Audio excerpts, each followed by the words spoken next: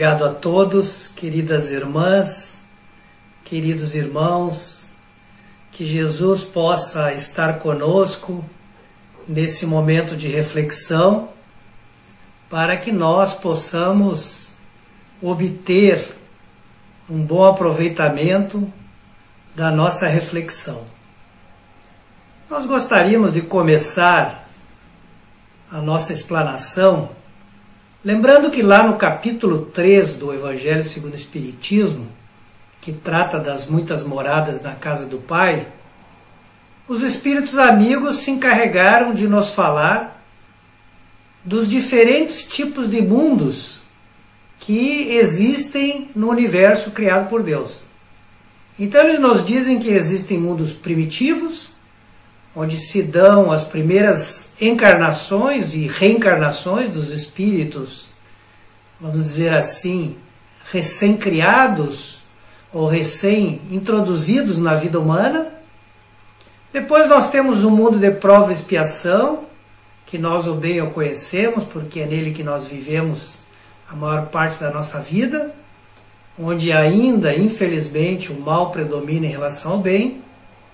Os mundos regeneradores, que funcionam mais ou menos como mundos onde os espíritos que já estão dispostos a se qualificarem no bem encontram um determinado repouso para o refazimento das energias. Os mundos felizes, onde o bem predomina. E, por fim, os mundos celestes ou divinos, que é aqueles mundos onde o mal não existe mais em nenhuma circunstância. E falando dessa classificação, os espíritos nos remetem a nos falar um pouquinho do tipo de espírito que vive no nosso planeta Terra, que a gente sabe, como eu disse, que é um mundo de prova e expiação. E eles nos dizem que muitos de nós que aqui estamos, nós poderíamos ser qualificados como estrangeiros a esse mundo. Ou seja, nós não somos propriamente moradores desse mundo, somos estrangeiros a ele. E aí eles nos explicam que essa qualificação é porque nós já vivemos em outros mundos, dos quais nós fomos excluídos, nós fomos retirados, porque nós nos mantínhamos obstinados no mal, o que acaba gerando perturbação para aqueles que querem avançar no bem. Então, para que nós não viéssemos a perturbar a evolução dos mundos onde nós habitávamos, nós fomos convidados a nos retirar para esse planeta aqui, que ainda é um mundo de provas e expiações. E nesse contexto, a gente então, que veio de outros mundos, acaba também colaborando com aqueles espíritos que são mais atrasados intelectualmente.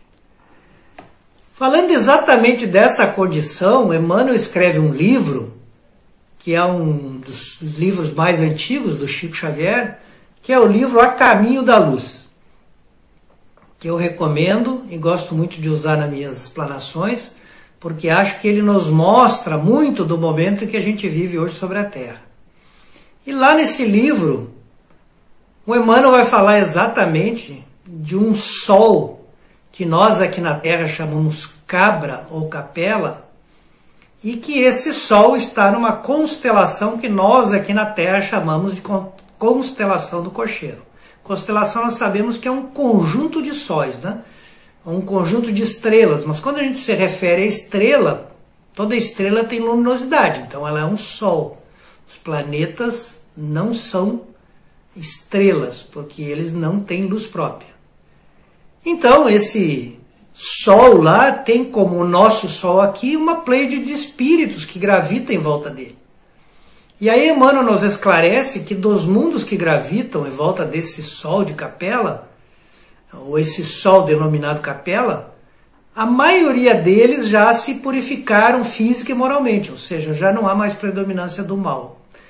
Mas alguns milhares de anos atrás, um desses planetas, que era então o mais atrasado dentre eles, passou a condição de se elevar a mundo de regeneração. Era um mundo de provas e expiações e alcançou a condição de passar ao mundo de regeneração.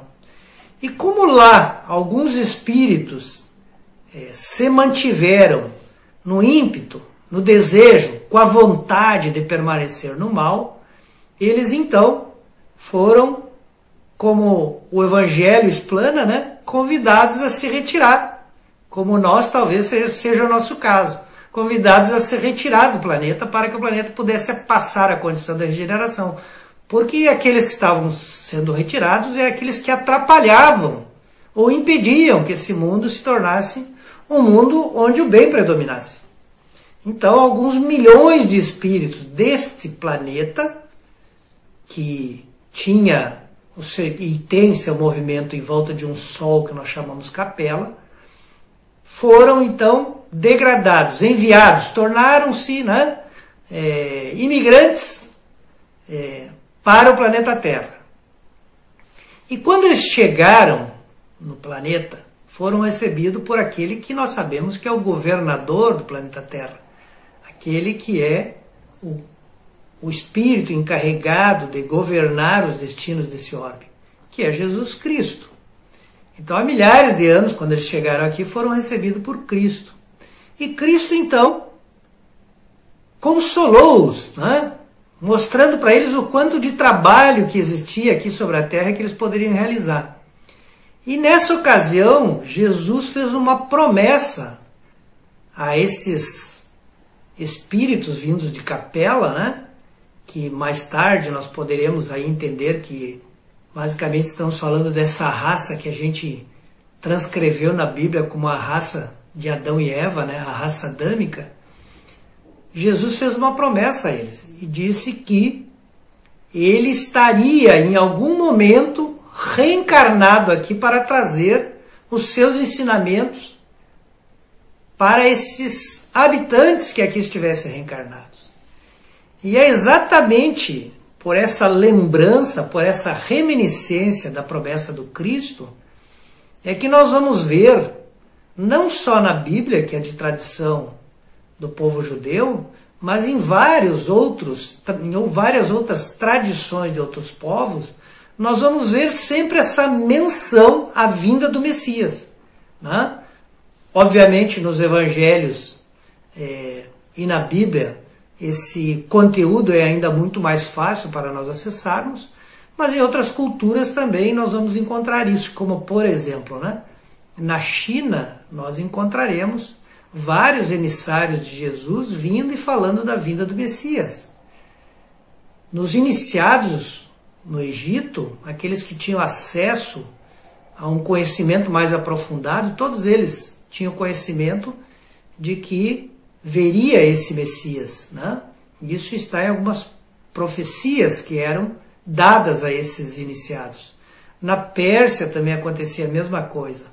Na Índia Védica também havia relatos que diziam respeito ao que posteriormente nós viríamos ser relatado nos evangelhos que contam a história de Jesus. E, obviamente, em todas as tradições do povo de Israel, né? Todas as suas tradições, que basicamente estão constituídas, em especial, no que nós conhecemos por Velho Testamento da Bíblia, nós vamos ver ali vários profetas revelando a vinda de um Messias, né? O que seria esse Messias? Esse Messias seria como que um rei de um tempo messiânico, de um tempo de paz, de um tempo onde sobre a terra se derramaria a comunhão, a paz, o amor, a fraternidade. E ele então representaria essa figura de rei, né? Talvez não no sentido que nós normalmente imaginamos um rei, né? Com um cargo, com uma hierarquia, com um comando, mas um comando no sentido moral, né? Aquele que está à frente da tradição moral de um povo. Esse era o sentido desse Messias, né? E ainda nesse livro continua Emmanuel nos dizendo que esses milhares de espíritos que vieram para cá e que se juntaram aos espíritos que aqui já estavam reencarnados sobre a Terra, de uma certa forma foram se organizando com o tempo e formaram a estrutura maior, vamos dizer assim, a estrutura mais intelectualizada de 4 povos. Os árias, que nós sabemos que os árias ou arianos é aquele povo que vai oferecer né, toda a ascendência aos povos europeus. Então, por muito tempo, os arianos foram povos nômades que caminharam e se deslocaram e se localizaram por volta daquela região da Ásia, da Europa, da Mesopotâmia também, né? Que a Mesopotâmia é entre os dois rios, né? O rio Tigre e Eufrates.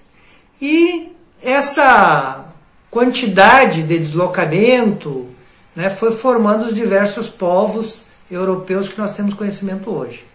Além disso, nós vamos ver esse povo se reunir em Israel, né, na nascente, na estrutura principal intelectual do povo de Israel, na Índia e no Egito, né?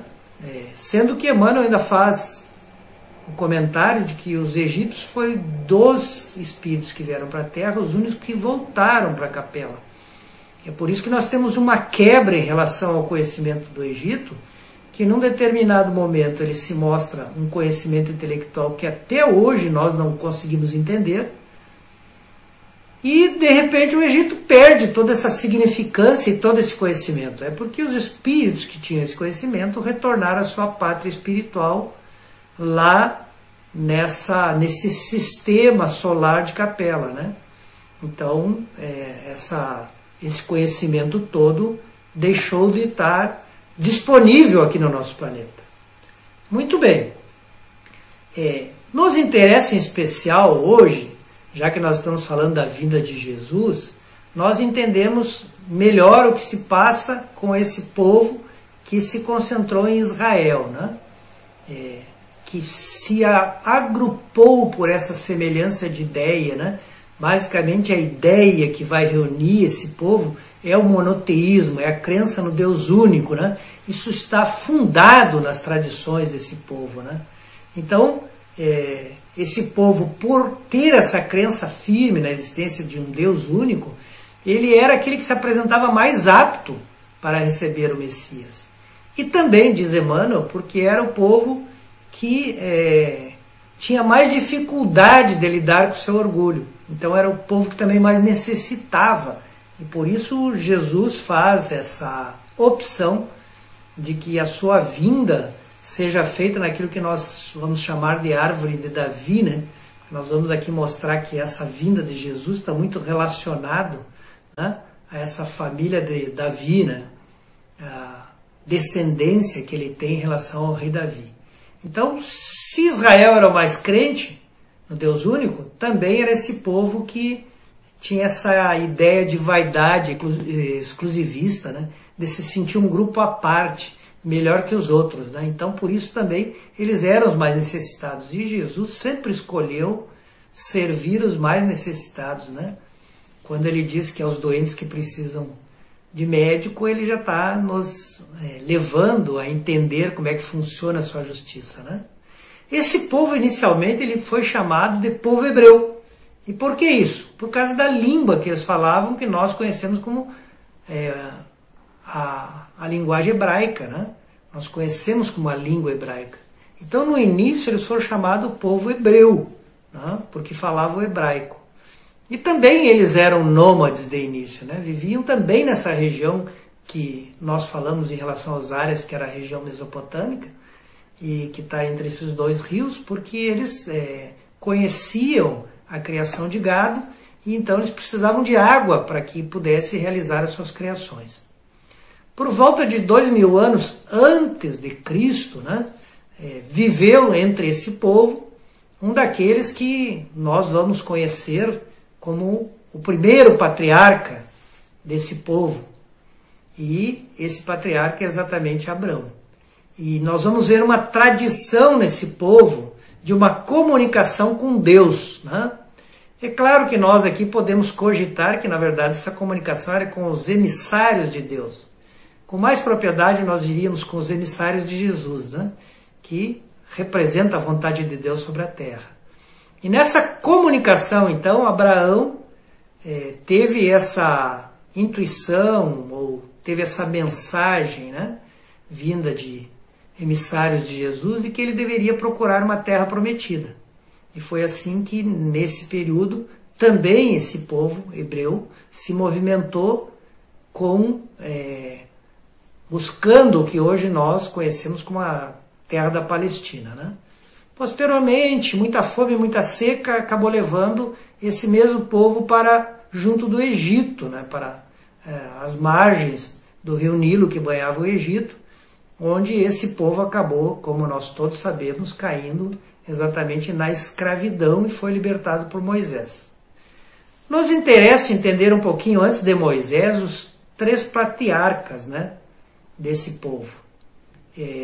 O primeiro eu já citei aqui, Abraão, depois nós temos Isaac, que é seu filho, e depois nós temos Jacó, que é seu neto. Bom, Jacó recebeu também uma comunicação divina, ou dos emissários de Jesus, de que ele deveria trocar o seu nome. Ele lutava muito contra a vontade de Deus, então o nome que ele deveria utilizar era Israel. Israel, traduzido, significa ele luta com Deus. Então ele deveria usar um nome que mostrasse o seu caráter. E é a partir desse Jacó, que se torna Israel, que nós vamos ter então os 12 filhos que cada um forma uma tribo. Então quando a gente fala das 12 tribos, nós estamos falando, né, das 12 tribos desse povo hebreu, nós estamos falando dos filhos de Jacó ou de Israel. A partir daí então nós vamos ver esse povo não mais às vezes ser chamado de povo hebreu, mas ser chamado de povo de Israel. Então, quando nós falamos dos israelitas, é porque nós estamos falando dos descendentes, das 12 tribos que são descendentes desse que era Jacó e tornou-se Israel. Muito bem, então aí eu já falei, nós temos depois Moisés, que vai libertar esse povo da escravidão do Egito, e aí depois, mais adiante, nós temos uma unificação de novo desse povo, em torno dessa crença do monoteísmo. E aí nós teremos 3 reis que vão administrar esse povo, que vão governar esse povo de uma forma conjunta. Saul, Davi e Salomão, né? Vamos nos deter um pouquinho em Davi, que na verdade era casado com a filha de Saul, né? É aquele Saul que nós conhecemos que lutou contra o Golias, né? Que derrubou ele com a pedra. Muito bem.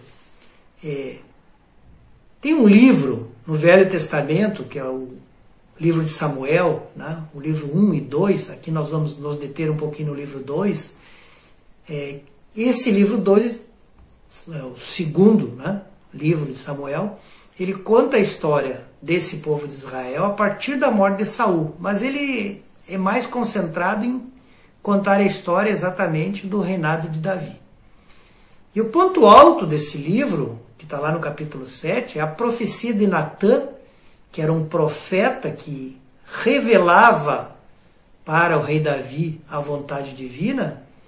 Ele, nesse capítulo 7, especificamente, assim nós podemos dizer que, em especial, né, no versículo 16, ele faz uma previsão de que o Messias seria na família de Davi.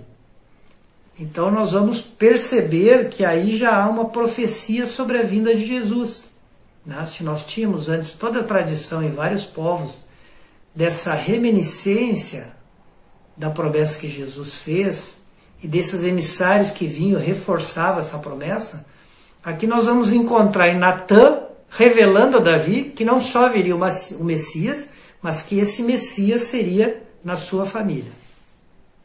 Depois então nós temos o rei Salomão, e após a morte do rei Salomão, que é o que constrói o primeiro templo, né, em Jerusalém, esse reino foi dividido. E aqui eu vou fazer um breve comentário para nós entender outra coisa que tem a ver com a vinda de Jesus. Quando esse reino se divide, ao norte fica o reino de Israel, e ao sul fica o reino de Judá. Como eram 12 tribos, no reino que fica ao norte nós teremos 10 tribos. E no reino menor que fica exatamente ao sul nós teremos 2. Mas é o reino menor de 2 tribos, que se chamará reino de Judá, que será mantida todas as tradições desse povo, especialmente o monoteísmo. O povo, as 10 tribos que se concentram em Israel, cuja capital passa a ser a Samaria, né? Judá mantém a sua capital em Jerusalém. Então, no reino de Israel, as 10 tribos, haverá sérias ameaças ao monoteísmo. E é onde nós vamos encontrar, por exemplo, a história do profeta Elias, que é aquele profeta, né, que ele vendo que o rei, né, o rei Acabe, né, que casou com uma princesa que não era desse povo, que não era do povo de Israel, que era da Síria, e ela trouxe de lá toda a cultura do politeísmo, em especial do deus Baal. Ele começa a permitir, dentro do seu reino, das 10 tribos, o culto a outros deuses. E é exatamente contra isso que Elias se levanta, né?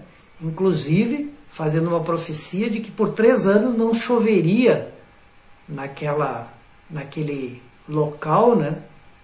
Sobre aquele governo, né? Para que então o seu rei pudesse se penitenciar de estar adorando outros deuses. E realmente não chove por 3 anos. Então, ao final dos 3 anos, ele reúne alguns adoradores de outros deuses, em especial do deus Baal. Ele faz, então, 2 oferendas, né? E ele diz, então, para os sacerdotes que orem para que o seu Deus bote fogo naquela fogueira, né? Que tem uma oferenda ali, né? E nada acontece. Então ele faz o mesmo. Ele coloca, inclusive, água na fogueira dele e reza a Deus. As profecias contam, então, que a fogueira dele realmente veio fogo e logo depois vem a chuva. E aí ele, então, condena à morte todos os adoradores de outros deuses. E, obviamente, isso vai se tornar depois para ele motivo de uma expiação, né? Que nós já falaremos aqui um pouquinho, vou matar também essa curiosidade. Então, a partir dessa divisão, e sendo que um dos povos, uma das divisões vai se chamar o Reino de Judá, nós vamos encontrar uma nova denominação. Nós vamos encontrar a denominação de chamar quem é filho de Judá de judeu. E é essa classificação de judeu que vai predominar depois, até os nossos dias, né? É o que mais une esse povo com essa tradição hoje, é muito mais do termo judeu, né? Que vem exatamente desse povo.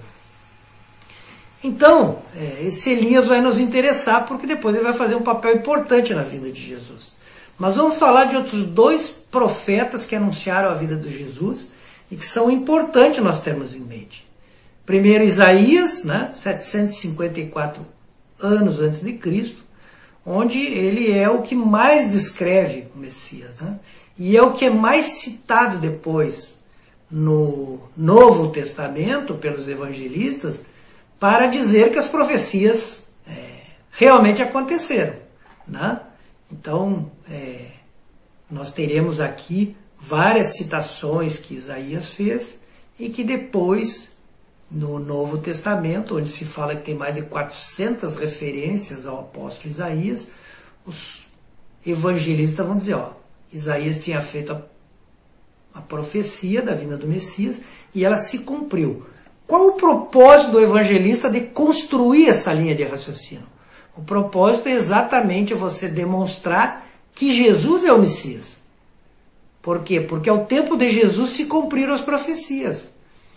Até hoje, né, há uma dúvida do povo judeu se Jesus é realmente o Messias enviado.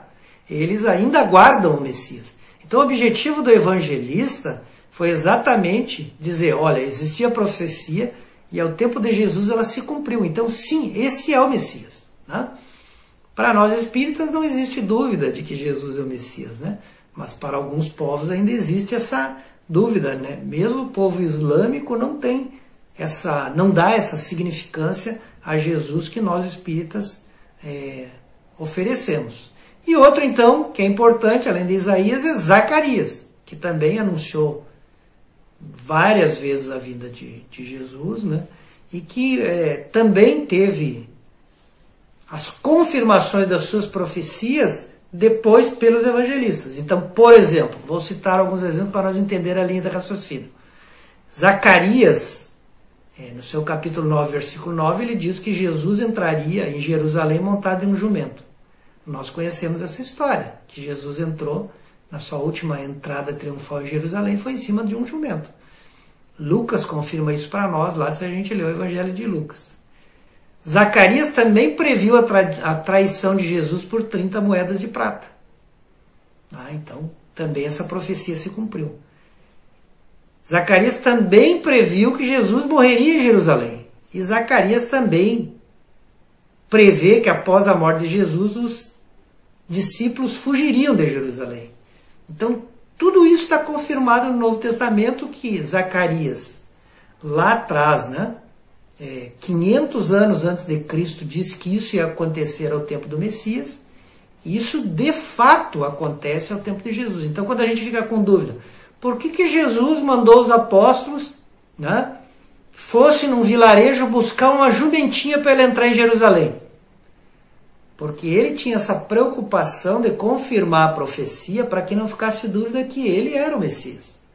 Para nós que somos Santo Tomé, que temos que colocar o dedo na ferida para acreditar, assim como ele permitiu que Tomé colocasse o dedo na ferida para ele então se convencer, ele também queria nos permitir que a gente não tivesse essa dúvida em nossa vida. Bom, aí depois nós gostaríamos de destacar Malaquias, porque Malaquias, que viveu 400 anos antes de Cristo, ele também faz previsões da vinda de Jesus. Mas ele faz uma previsão interessante. Ele diz que antes de Jesus viria o profeta Elias. Quem é o profeta Elias? Aquele que eu falei, que aproximadamente 950 anos antes de Jesus, foi o responsável por fazer uma punição ao rei do reino de Israel, dizendo que não choveria por 3 anos e que depois manda decapitar os sacerdotes que adoravam outros deuses que não o Deus único. Então, o Malaquias, ele faz essa promessa, olha, antes de Jesus ainda vai ter que vir Elias. E aí, nós sabemos, que quando a gente estuda o Espiritismo, a gente sabe e descobre, que esse Elias é João Batista. Onde é que nós encontramos isso? Nós encontramos na confirmação de Mateus. Mateus, no capítulo 17, vai dizer que os apóstolos vão perguntar: Jesus, por que disseram que o Elias tinha que vir antes? E aí Jesus responde que é certo, ele deveria vir antes também. Mas ele já veio e nós é que não o conhecemos, não percebemos que ele era Elias. E aí diz então Mateus que os discípulos entenderam que ele estava falando de João Batista. E aqui nós temos também importante, nesse episódio, a confirmação da reencarnação. Se Elias é João Batista 900 anos depois, é sinal de que Elias reencarnou.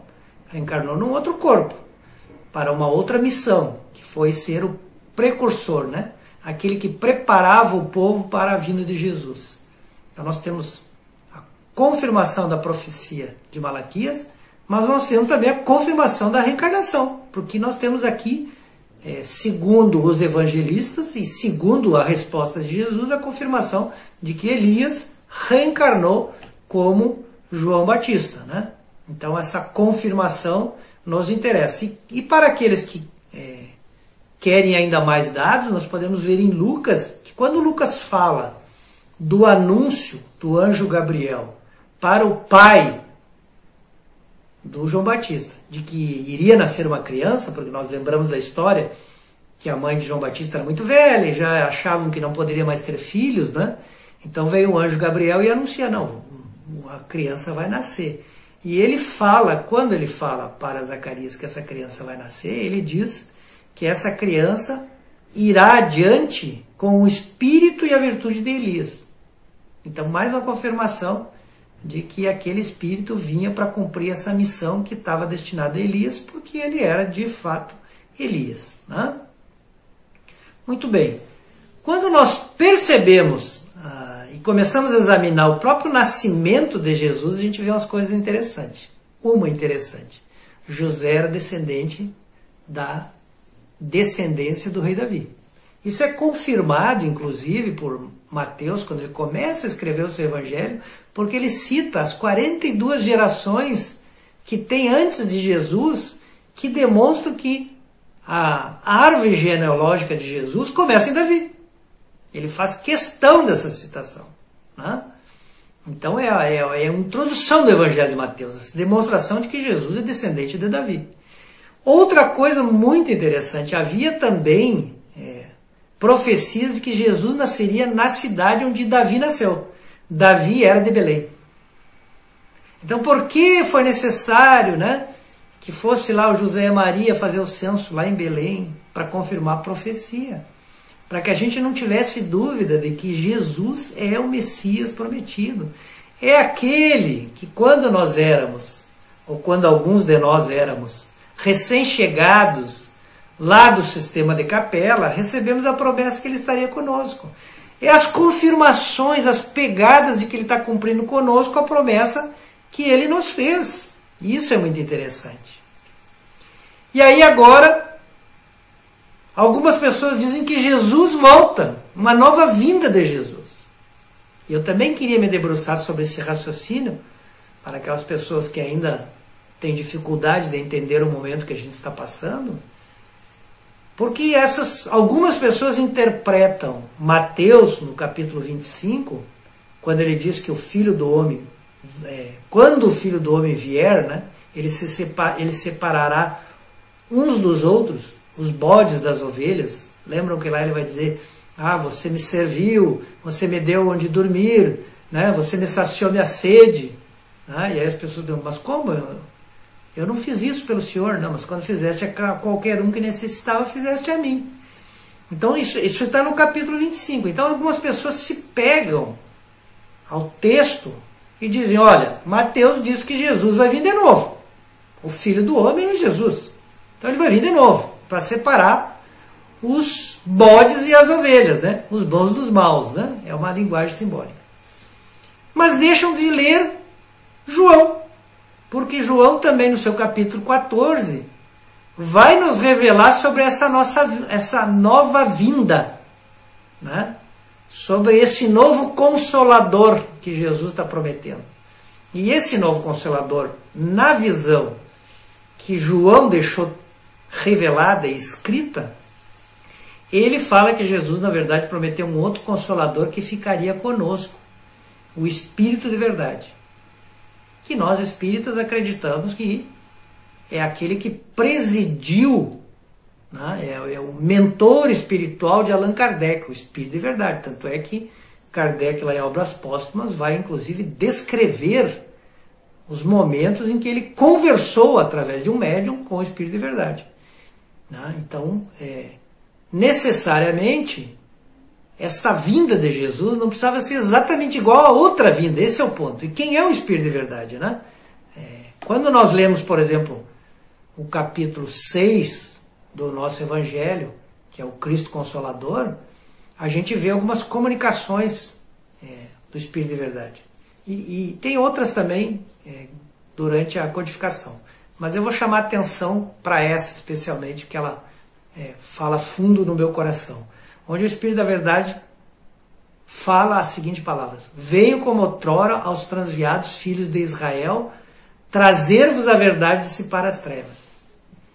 Então aqui ele diz, o Espírito da Verdade já veio antes para os filhos de Israel. Cada um vai dar a sua interpretação, né? Mas independente de quem seja o Espírito da Verdade, o que nós mostramos, o que nós queremos aqui chamar e induzir ao pensamento, é que a volta de Jesus não precisa ser novamente nos mesmos moldes que ele fez. Agora pode ser de uma forma renovada, numa forma de ele se apresentar, né, através de um emissário, ou dele próprio, que é o Espírito da Verdade, conforme a nossa convicção melhor aprouver. Então, considerado que o Espírito da Verdade, que a vinda ao mundo do Espírito da Verdade através da codificação espírita já ocorreu, nós diríamos então que já se cumpriu os tempos de separar os bons dos maus. E Kardec vai falar sobre o juízo final, lá quando ele fala na Gênese, né? São chegados os tempos. Então ele fala que em tudo que é lugar se fala, está marcado por Deus essa época de grandes acontecimentos, onde a Terra vai mudar a sua transformação. Nós sabemos que ela vai sair da condição de mundo de provas e expiações e passar ao mundo de regeneração. O mesmo que aconteceu lá com aquele planeta lá do sistema de Capela, vai acontecer conosco. E o tempo marcado para esse acontecimento era a volta do Espírito da Verdade. Era a vinda do outro Consolador. Então tudo parece que está bem engrenado dentro daquilo que a gente já sabia que ia acontecer. Então Kardec vai dizer que nesse tempo que estamos vivendo, uma parte dos espíritos que estavam reencarnando aqui na Terra não voltarão a reencarnar aqui. Por quê? Porque eles estão mais inclinados ao mal. Então eles não podem reencarnar num mundo que é um mundo que tem que avançar, porque um mundo, para ser melhor, ela precisa de espíritos melhores reencarnados, né? Então é necessário que esses espíritos sejam excluídos, esses espíritos mais endurecidos no mal, aqueles que não hajam aproveitado a oportunidade de se melhorar, né? E para onde vão? Serão exilados para um mundo que continue, que ainda seja um mundo de provas e expiações, né? E espíritos melhores que eles virão a reencarnar aqui, transformando o nosso mundo realmente num mundo de regeneração pela qualidade do conjunto dos espíritos que aqui estarão. Aí eu gostaria de chamar a atenção de uma mensagem que está no Reformador, de junho de 2010. Né? Aqueles que tiverem curiosidade, está lá na página 8, é uma mensagem psicografada pelo Divaldo, né? É uma mensagem de Bezerra de Menezes, e nessa ocasião estava ocorrendo uma comemoração do centenário de nascimento de Chico Xavier. Né? Então, nesse dia, 18 de abril de 2010, Bezerra, através do Divaldo, escreve essa mensagem e ele diz exatamente assim, eu vou ler para que cada um de nós dê a sua interpretação. Estamos agora em um novo período. Estes dias assinalam uma data muito especial. A data da mudança do mundo de provas e expiações para o mundo de regeneração. 2010, mas claro, impossível, né? Algumas pessoas falam, nós estamos num mundo de transição. Eu citei no início lá os tipos de mundo que o Evangelho diz que tem, exatamente para a gente ver que não existe mundo de transição. Existe mundo de prova e expiação e depois de regeneração. E Bezerra fala que 2010, né, é quando se inicia esse novo período. E aí eu queria citar dois livros de Manuel Filomeno de Miranda, que também são da psicografia do Divaldo, que vão nos mostrando um pouco como isso está acontecendo. O primeiro livro também é de 2010, que é o Transição Planetária. Né? O que o Manuel Filomeno de Miranda diz nesse livro de 2010? Ele diz que desde alguns anos do século passado, então ele está falando antes do ano 2000, né? Alguns anos antes do ano 2000, espíritos que viviam num planeta que chama-se Alcione, né? Ou num sistema melhor para nós, porque Alcione é uma estrela também, né? Então é o sistema de Alcione. Espíritos que viviam lá nesse sistema, encarnados lá nos planetas, começaram a reencarnar aqui sobre a Terra. Que tipo de espíritos são esses? São espíritos já de mundos de regeneração. São espíritos melhores. São espíritos já inclinados para o bem. Então ele diz, sem alarde, já há muitos anos eles vêm reencarnando aqui, tornando-se espíritos que a gente reconhece pela sua sabedoria, né? Pela grande contribuição cultural, espiritual que eles trazem para a Terra. Aí ele diz, agora, 2010, nós estamos vivendo um período que esses renascimentos ocorrem em massa. Então isso foi há 10 anos atrás, quando nós percebemos essas crianças aí, com 10 anos, 15 anos, que se destacam absolutamente do comum dos seres que habitam a Terra, nós podemos começar a suspeitar que pode ser que eles sejam espíritos que vieram desse sistema solar. Né? E aí eu citaria o segundo livro, que é um livro do Divaldo também com o Manuel Filomeno de Miranda, que é do ano passado, que é no rumo do mundo de regeneração. E aí o que o Manuel vai nos dizer nesse livro? Ele vai nos falar, eu vou pegar aqui um trechinho para a gente entender o que está acontecendo. Ele vai nos falar de uma cidade que ele chama de Cidade da Justiça. O que é a Cidade da Justiça? É uma cidade onde entidades primitivas, perversas, que aqui no planeta Terra se dedicam sempre às guerras, né? Submetendo nações, arrasando povos, destruindo vidas, né? Que resolveram criar uma cidade, né? Uma cidade sinistra, né? Para servir de um local, um antro, onde eles levam para lá espíritos que eles consideram que merecem sofrer. E esses espíritos primitivos pegam seus inimigos, aqueles que eles acham que merecem sofrer, e levam para a cidade, para essa cidade, para fazerem justiça com as próprias mãos, né? Como nós poderíamos dizer. E eles então levam para essa cidade que o Manuel está chamando de cidade da justiça. Talvez fosse mais correto dizer cidade da injustiça, né?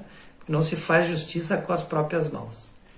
E aí ele começa a detalhar a transferência dessa cidade aqui do nosso planeta para um outro planeta. Vejam que interessante. Exatamente conforme tudo vem encadeando desde as primeiras promessas que Jesus fez para nós. Então ele inclusive revela que ele sabe qual é o astro, né, qual é o planeta que vai receber aquela cidade que está sendo transplantada, né?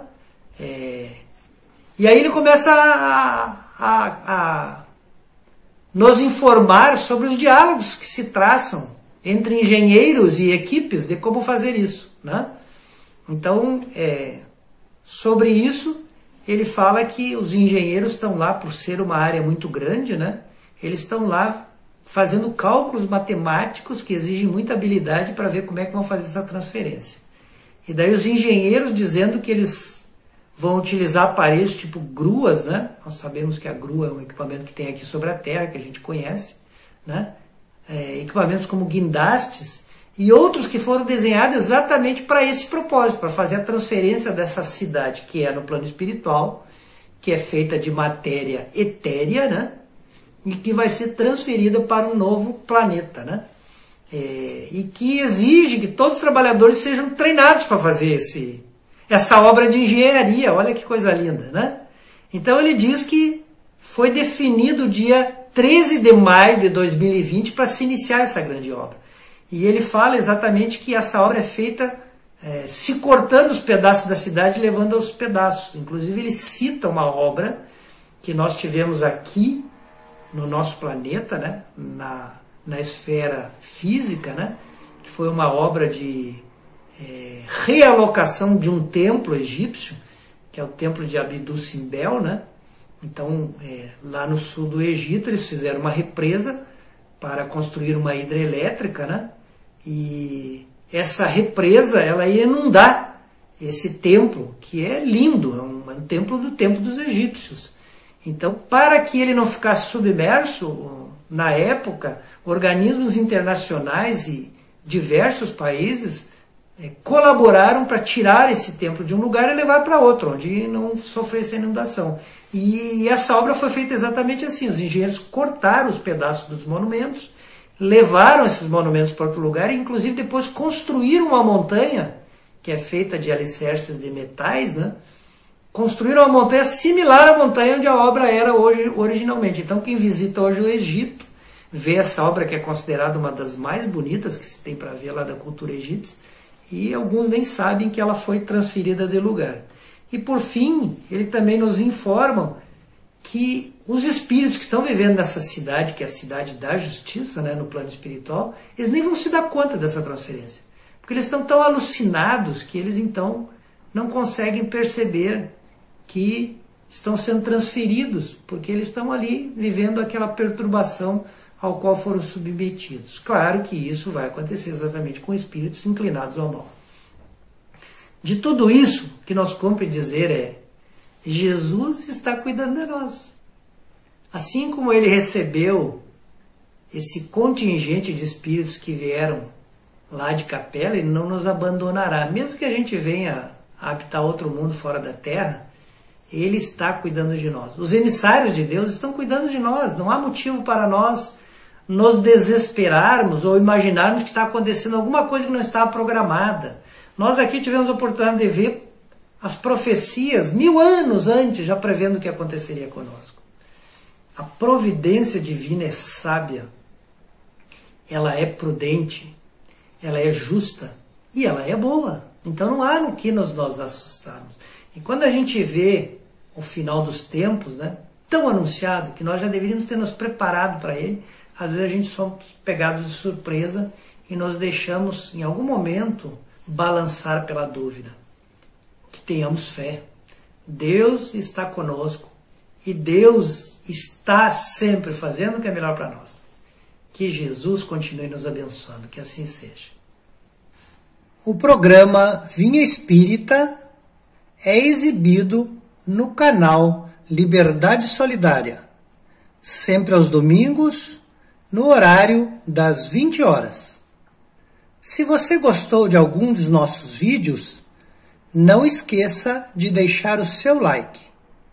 E se desejar, faça seus comentários sobre a nossa programação.